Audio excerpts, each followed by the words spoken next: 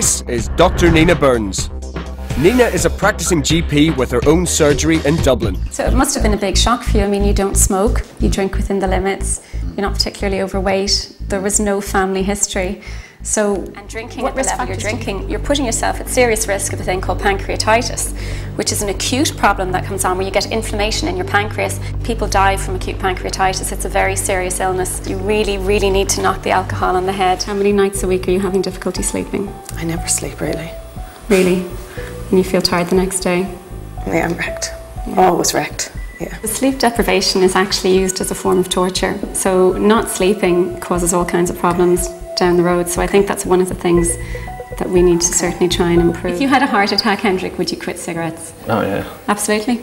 Would you be surprised if I told you that by being diagnosed with diabetes, you have the same risk of a heart attack as someone without diabetes who has already had one? Had just under 100 calories.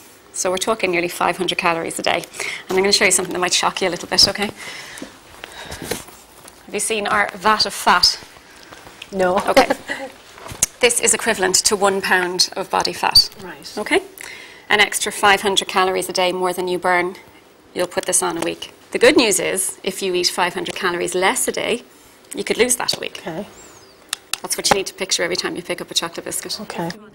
I just needed, I suppose, a bit of focus, a bit of direction. So now it's just have to focus on myself and get the weight down.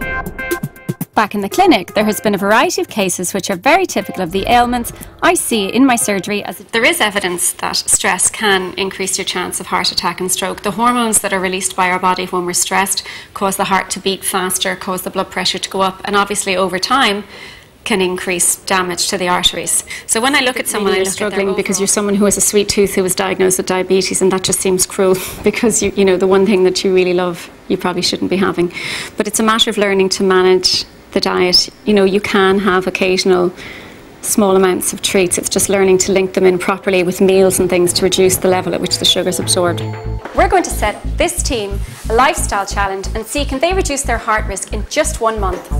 The good news is probably the diet you're following for your lips is probably actually helping to reduce your chance of cancer. I think it's great that you've got a diagnosis. You have what sounds very like the orofacial granulomatosis. You've had a lot of stress between this and both your parents being unwell. And you know, you're a mum, you've 3 children, and you really need to look after yourself. We're also taking a look at asthma, a condition that affects a staggering 1 in 8 people. Your body can take this on safely because this is all about you leading a healthier, better life. And we need to make sure that your body is ready for the changes that you're going to take. Get hormone supplements from friends, but they really have no idea what's in these things. They can cause problems with your heart, your kidneys and your liver. Taking these is a big no-no. I think there's a way to go. I think people are improving, and certainly, you know, people are now coming along wondering about the future and looking for health advice for the future, which obviously is the way to go. Over 95% of the time, thankfully, there's no physical cause.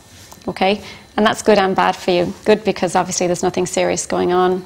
Bad because you still feel the same and you're frustrated. Glad you've taken the journey with us, and I'm so delighted to sit here today and see you so much brighter than you were that first time. At the end of the day, if you're well for yourself, you're able to give more to other people as well. So it's the right thing to do, and I'm glad you've decided to do it.